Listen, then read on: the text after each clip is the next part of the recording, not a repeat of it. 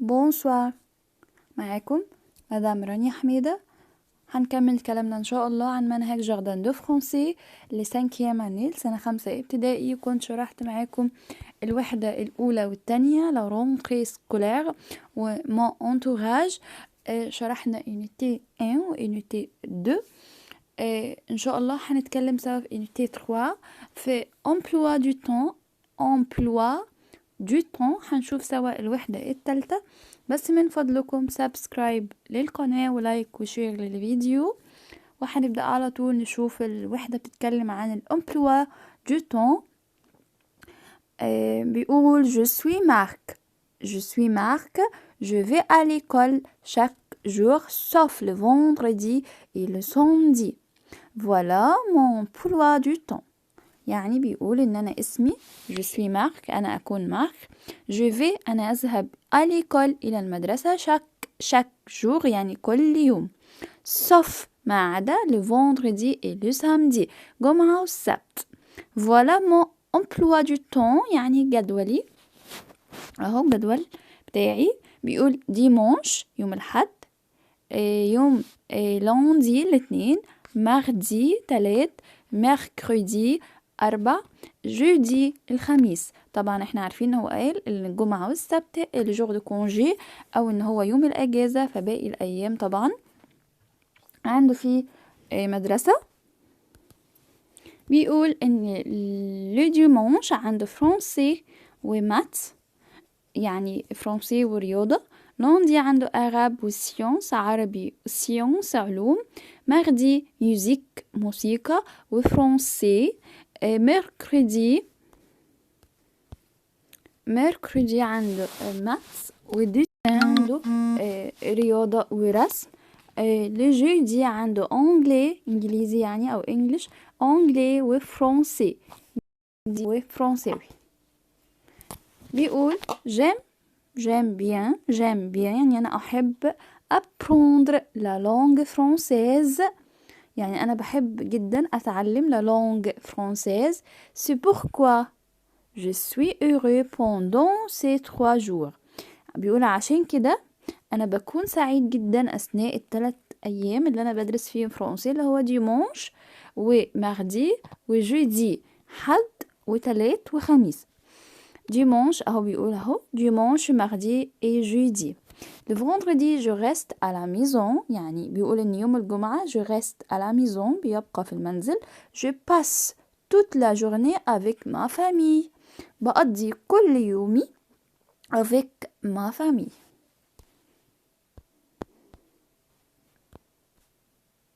بيقول كمان ان le samedi matin يوم السبت بقى الصبح je passe un long temps avec mon ordinateur، يعني بيقضي وقته أو وقت طويل شوية يعني على الأورديناتور على جهاز الكمبيوتر. le samedi matin je passe un long temps avec mon ordinateur. l'après-midi بعد الظهر je vais au club، بروح النادي. je préfère pratiquer du sport et rencontrer mes amis، يعني بيقول ان هو بعد الظهر بيحب يروح النادي عشان بيفضل ممارسة الرياضة وان هو بيقابل هناك اصحابه. mes amis يعني اصحابي. le soir je fais mes devoirs، بالليل je fais mes devoirs بعمل واجباتي. je me prépare وبستعد كده pour aller à l'école demain matin، يعني بستعد عشان انا الصبح غدا صباحا demain matin يعني غدا صباحا انا هعمل ايه aller à l'école، هروح الى المدرسة او هذهب الى المدرسة. زي ما احنا متعودين بعد ما بناخد الدرس ككل بيبدأ بقى يقول لي الفيرب الموجود والفوكابيولير الموجودة. تمام. فالفيرب اللي هنا apprendre بمعنى يتعلم، passer بمعنى يقضي passer، pratiquer يعني ان هو يمارس pratiquer، préfère يعني يفضل préférer يبقى apprendre passer pratiquer préfère. الفوكابيولير اللي هنا sport اللي هي رياضة، ordinateur قلنا اللي هو الكمبيوتر، matin اللي هو صباحا، midi ظهرا، soir مساء، journée معناها اليوم journée أو يعني طول اليوم. J'observe et je retiens ces 3 jours, ce jour. Ces 3 jours يعني خلي بالك كده من الكلمات دي ان انا قلت ces 3 jours، ces jours، ce jour. طيب ايه هي ces و ce و cette و cette؟ دي اسمها adjectif démonstratif. adjectif démonstratif démonstratif يعني صفات إشارة. عشان أقول هذا، هذه، هؤلاء. عندي للماسكولين عندي سو و سات، الاتنين بوغ لي ماسكولين يعني للمذكر. طب استخدم الاتنين مع بعض يعني؟ لا، بستخدم سو مع كل الكلمات الماسكولين، شرط انها تكون بادئة بكونسون. يعني كل الكلمات المذكر اخد معاها سو، ما عدا الكلمات كي كومونس باغ فويال اللي بتبدأ بمتحرك هتاخد سات. سات امي، سات امي. طيب يعني انا قلت سو جور يعني هذا اليوم، سات امي يعني هذا الصديق. يبقى انا عندي سو بور لو ماسكولين وسات كمان بور لو ماسكولين. شرط ان سات بتيجي مع الكلمه الكومونس باغ فويال اللي هي ا او او اي يو ايغريك اش. يبقى انا اخد بالي من الكلمات اللي بتبدأ بفويال وهي تكون ماسكولين اجيب معاها سات، ما اجيبش سو. يعني مثلا كلمة arbre معناها شجرة وهي مذكر ماسكولين، تاخد سو ولا تاخد سات؟ تاخد سات، ما تاخدش سو. طيب كلمة جارسون ولد هي ماسكولين، تاخد سو جارسون. اخد بالي بس ان الاتنين بمعنى هذا والاتنين للماسكولين، شرط ان سات بتي واحدة بور لو ماسكولين كي كومونس باغ فويال. اخد بالي كويس جدا، واللي عايز عليها تدريبات يكلمني وانا ابعت له اكزرسيس عليها كتير يحلو عشان بس يتدرب على سو وسات. طب سات اللي فيها دوبليتي بور لو فيمينا، بور لو فيمينا تاخد سات في. طب كلمة امي بمعنى صديقة، ايه ده بتبدأ بفويال، ما تفكريش طالما هي فيمينا على طول احط سات، ما فكرش هي بتبدأ بفويال ولا لا. افكر امتى؟ مع الماسكولين، انا عارف معنى الكلمة مذكر او ان هي الكلمة دي تكون ماسكولين، افكر بقى هي فويال ولا كونسون.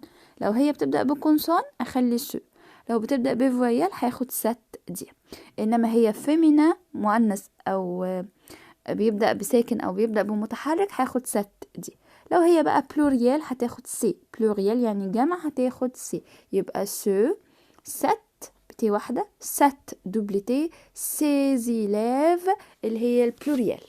اخد بالي بس كويس جدا من النقطة دي عشان ما غلطش. بعد كده الاكزرسيس اللي بيكون على الوحدة بيقول مارك va à l'école le vendredi ولا مارك va à l'école chaque jour sauf le vendredi et le samedi. طبعا الفراز الكوريكت اللي هي دي ان هو بيروح كل يوم ما عدا يوم الجمعة. مارك aime bien apprendre بيحب كويس او بيحب جدا يتعلم ايه؟ la langue française. ولا مارك est triste بيكون حزين pendant le dimanche et le mardi et le jeudi. لا هو بيحب يتعلم la langue française. طيب je pars ce qui est fou يعني هنا أنا هختار الفراز جيست، بختار الصح. هنا بقى بحذف الجملة الخطأ. le lundi Marc a de maths ولا le mardi Marc a du français. ممكن نرجع تاني بقى للتابلو ونشوف. هو بيقول ان يوم الاثنين عنده رياضة ويوم الثلاث عنده فرنسي. تعال نشوف ايه اللي مظبوط. يوم الاثنين عنده مات نو. طب يوم الثلاث عنده فرنسي وي صح. يبقى هو الفراز اللي مش مظبوطة ان هو يوم الاثنين عنده مات، لا يبقى دي الجملة الخطأ. le vendredi Marc passe la journée avec sa famille يعني يوم الجمعة هو بيقضي اليوم كله مع عائلته. دي جملة صحيحة، دي جملة صحيحة. طيب هنا أنا هجاوب على الكيستيون دي، هقرأها لكم الأول وترجمها. Qu'est-ce qu'il fait Marc le samedi matin؟ هو كان بيعمل ايه le samedi matin؟ تعالوا نرجع تاني للليسون، وبيقول le samedi matin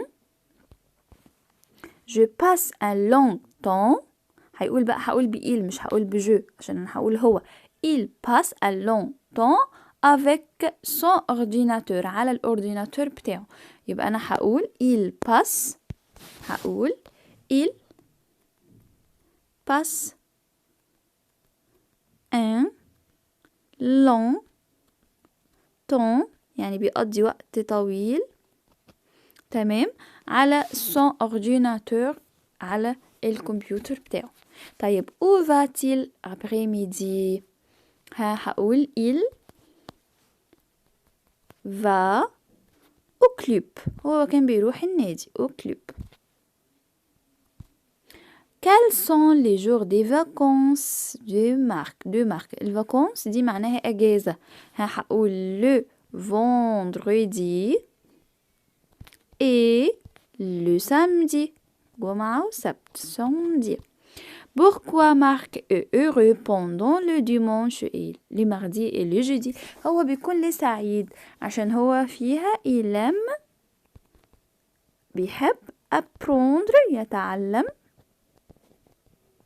le français، بيحب ان هو يتعلم le français، عشان كده هو بيكون سعيد في ال3 أيام اللي بيكون عنده فيها فرنسي. طيب بعد كده complète par le mot suivant.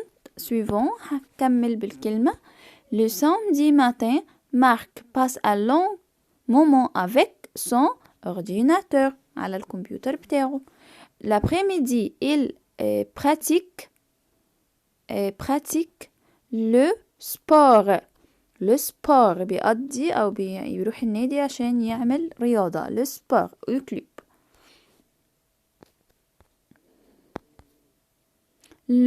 je fais mes devoirs le soir، هو بالليل بقى بيقعد يعمل الدفوار بتاعه. le vendredi je passe toute la journée. complète par un adjectif démonstratif. طبعا jour دي masculin، فهتاخد ce لان هي كمان بتبدأ بكونسون. jour هنا pluriel، فهتاخد c. après midi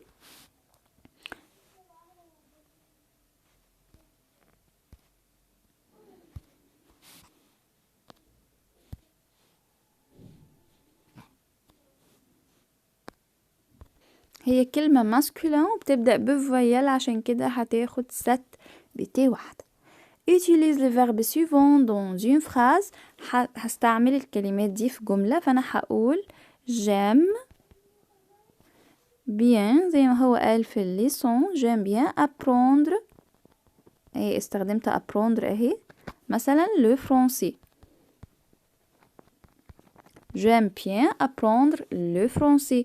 طيب عايزة أقول verbe passer، هو قال je passe toute la journée، أهي فوق je passe toute la journée avec ma famille، يعني هو بيقضي طول اليوم مع عائلته، تمام. آخر جملة بتقول préférer، ممكن أقول je préfère أي مثلا le français، أنا بفضل إن أنا الفرنسي je préfère le français. كده الوحدة انتهت. اتعلمت فيها vocabulaire، اتعلمت فيها أسماء المواد، الفرنسي، le math، l'anglais، les sciences، العربي. اتعلمت ان عرفت صفات الإشارة اللي هي ce وsat وسي. اتعلمت verb apprendre بمعنى يتعلم، passer بمعنى يقضي، préférer يعني يفضل، تمام. عرفت كمان هنا الأوقات ماتين اللي هو صباحا، ميدي ده وقت الظهر، سوار مساء. اوكي اتعلمت كمان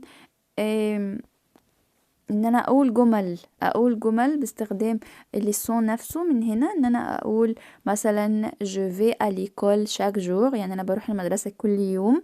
اتعلمت مثلا ايام الاسبوع اللي هي lundi mardi mercredi jeudi vendredi samedi et dimanche، اللي هو من اول يوم الاثنين كده، اتنين تلات اربع خميس جمعة سبت والحد، dimanche حد lundi mardi mercredi jeudi vendredi et le samedi. اتعلمت ايام الاسبوع. اتعلمت ان كلمة عائلة اسمها ما فامي، عائلتي ما فامي. تمام. يا رب يكون الشرح واضح. كلمة صف دي معناها ما عدا. طيب يا رب يكون الشرح واضح ويكون الكلام مفهوم والحل يكون واضح. استنوني ان شاء الله هكمل لكم unité 4 et unité 5 et merci.